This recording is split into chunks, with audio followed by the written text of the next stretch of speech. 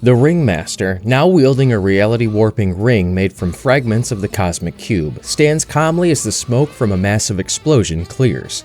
An explosion that should have killed Spider-Man and Moon Knight. But instead, both Spider-Man and Moon Knight are standing in the crater, confused and checking themselves completely unharmed. The Ringmaster grins and casually reveals the twist, saying that he forgot to mention they're both invulnerable now, and that the explosion didn't kill them. He calls it a surprise, making it clear he's fully in control of reality at this moment.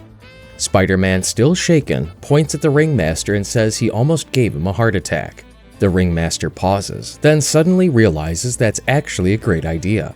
As Spider-Man's spider sense spikes, he suddenly clutches his chest and collapses to his knees in pain, struggling to breathe. Moon Knight rushes to help him, but the Ringmaster decides to do the same thing to him. In fact, it's not a bad idea for you either. Moon Knight also grabs his chest and falls, both heroes now suffering from heart attacks caused by the ring. While they're writhing on the ground, the Ringmaster starts rambling theatrically, questioning why he never thought of this before. He blames his showman nature, saying this method lacks spectacle but admits it's far more effective than his usual tricks, which normally end with him getting beaten. Realizing this, he declares he's had an epiphany and is turning over a new leaf. As both heroes continue to suffer, he dramatically proclaims that this is the beginning of a new era of villainy for him. Just as the Ringmaster is caught up in his dramatic monologue, he's suddenly blindsided. Daredevil bursts in and delivers a powerful kick that sends him crashing to the ground. The attack breaks the Ringmaster's concentration, interrupting his control over the situation and stopping his assault on Spider-Man and Moon Knight. Recovering from the hit, the Ringmaster looks up in disbelief and recognizes Daredevil, angrily asking, Daredevil? Friggin' Daredevil? Do you have a villain getting the upper hand sense or what? Where did you come from? Frustrated, he decides to escalate things and uses the ring's power to trap all three heroes, Spider-Man, Moon Knight, and Daredevil, inside cannons aimed straight into the ground. As they're suddenly confined, Spider-Man tries to reason with him, pointing out that if he kills them, he won't have anyone left to fight. Moon Knight, clearly not amused, just mutters, Not like this. Not like this. Daredevil, confused by the sudden shift, asks what just happened. I thought you were fighting the Ringmaster. Spider-Man explains that the Ringmaster has gone cosmic with some new ring and jokingly tells Daredevil to at least appreciate that he's not as lame as before. Moon Knight, unimpressed, says that doesn't make him feel any better. Meanwhile, the Ringmaster, fully back in control, shouts, Ready! Preparing to fire them straight into the ground. Before the Ringmaster can fire the cannons, a sudden blast hits from a distance, disrupting his concentration. He complains that he can't catch a break tonight, then looks up to see one of Moon Knight's helicopters hovering above, piloted by Frenchie, who just fired the shot. Confused and frustrated, the Ringmaster asks how many Moon Knights there even are. With his focus broken, the cannons vanish, freeing the heroes, taking advantage of the moment. Moon Knight immediately rushes in and punches the Ringmaster, saying, Just one. Trying to recover, the Ringmaster angrily decides to retaliate and uses the ring, saying he's going to hit them back by throwing Moon Knight's helicopter at them, but nothing happens. He repeats himself, trying again. Ahem! With your stupid little helicopter! Yet still nothing changes. Moon Knight quickly realizes what's going on and tells Frenchie to stay where he is because the helicopter is out of the ring's range. Frustrated, the Ringmaster insists he's taken him down before and can do it again. But before he can act, Daredevil leaps into attack. At the same time, Spider-Man tries to web him up, telling Daredevil to take him down. But the Ringmaster regains control and blasts all three heroes away with his powers. Now completely losing his patience, he shouts, That's it! That's it! That's it! That's it! I am going to set you all on fire! Before the Ringmaster can follow through on his threat, a gunshot rings out and his finger, along with the ring, is blown clean off. He screams in pain, clutching his hand in shock as he stares at what just happened. The heroes quickly realize who intervened. The Punisher had taken the shot from a distance. Moon Knight asks what was that, while Daredevil confirms that Castle was here. Spider-Man, relieved and slightly stunned, reacts by joking that he should send him a thank you card. if anyone even has his address in Crazy Town. Meanwhile, Punisher doesn't stick around. He immediately turns and leaves the scene without saying a word, disappearing as quickly as he arrived. As things settle, Spider-Man looks around, surprised at how many heroes are suddenly showing up.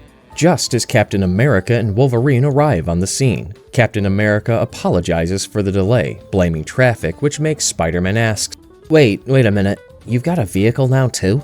Wolverine brushes that off, saying of course not, while Cap asks if everything is under control.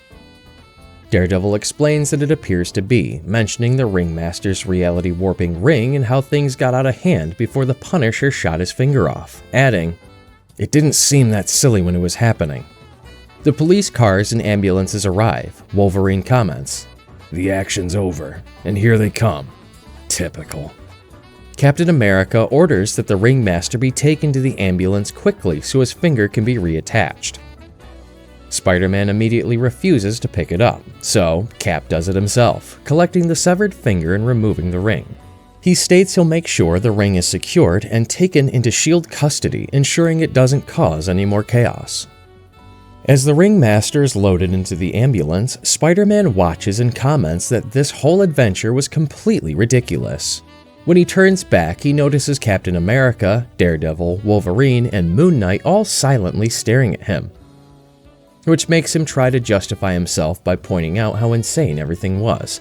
Cosmic Ringmaster, cannons, the Punisher showing up, and even the fact that he exploded earlier. Wolverine, clearly done with everything, says that's enough for him and starts walking away.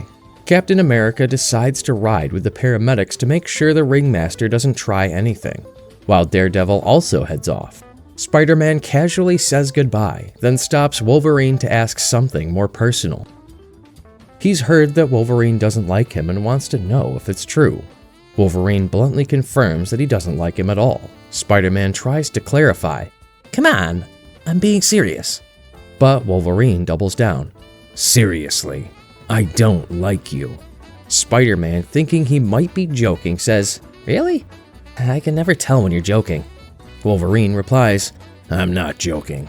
And then he leaves without another word, making it clear he meant it. As the others leave, Moon Knight hangs from the ladder of his helicopter and offers Spider-Man a ride. Spider-Man initially hesitates, remembering what happened the last time, but quickly gives in and grabs the ladder anyway, admitting that web swinging right now would mess up his tennis swing. Moon Knight pulls him up into the helicopter and, once inside, Spider-Man asks if they can drop him near Soho so he can get close to his home. Moon Knight confidently says it won't be a problem before settling in. He adds one more request, asking if they can swing by McDonald's if it's still open because he owes his wife takeout and doesn't want to show up empty-handed. Moon Knight responds, Trust me, they're still open, and tells Frenchie to head there, and Frenchie immediately agrees, confirming they'll go to McDonald's at once as the helicopter flies off into the sky. As dawn begins to break, Moon Knight drops Spider-Man near his apartment, still carrying a McDonald's bag. Spider-Man slips through the window and quietly climbs inside, muttering, crap, when he sees MJ lying on the bed. Trying not to wake her, he moves carefully, but MJ, already half awake, speaks without even looking at him. She warns him bluntly that whatever happened tonight better involve Thanos. If it wasn't Thanos, she doesn't even want to hear it. And if it turns out to be someone like Vulture, she threatens she'll punch him in the face. Holding out the bag like a peace offering, Spider-Man asks if she wants a Big Mac. MJ immediately shuts that down, pointing out that she's never wanted one, and questioning if he's ever even seen her eat one during their entire relationship. Realizing how off he sounds, Peter pulls off the mask and apologizes, admitting he had a brutal night and isn't thinking straight, asking her to cut him some slack. MJ softens instantly, takes his hand and comforts him, calling him poor baby and pulling him closer. She wraps her arms around his shoulders and gently says she'll kiss it and make it all better. Peter leans in, replying, Done and done, and MJ smiles, calling him Tiger, as the two embrace, finally getting a quiet moment together while the sun rises outside. Don't forget to like this video and subscribe to this channel.